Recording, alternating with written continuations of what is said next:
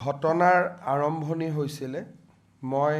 ছিংগাপুৰত আছিলোঁ ইনভেষ্টমেণ্ট সামিটত আৰু তেতিয়া আমাৰ ইয়াত ছ'চিয়েল মিডিয়াত হঠাতে এখন ফটো আহিছিলে যে 2015 চনৰ 14 ছেপ্টেম্বৰত অসমৰ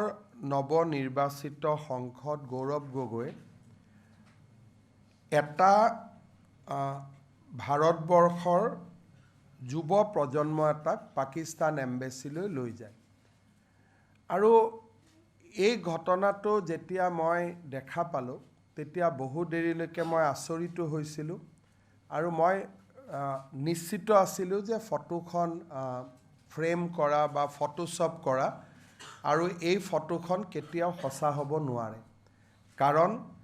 ভাৰত আৰু পাকিস্তানৰ সম্বন্ধৰ বিষয়ে আমি জানো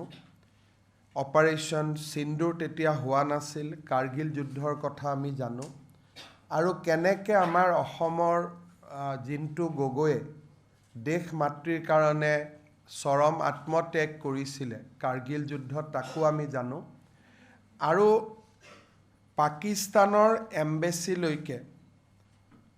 যুৱ প্ৰজন্মৰ প্ৰতিনিধি দল এটাক নৱনিৰ্বাচিত সাংসদ এজনে লৈ যোৱা আৰু সাংসদজন যেতিয়া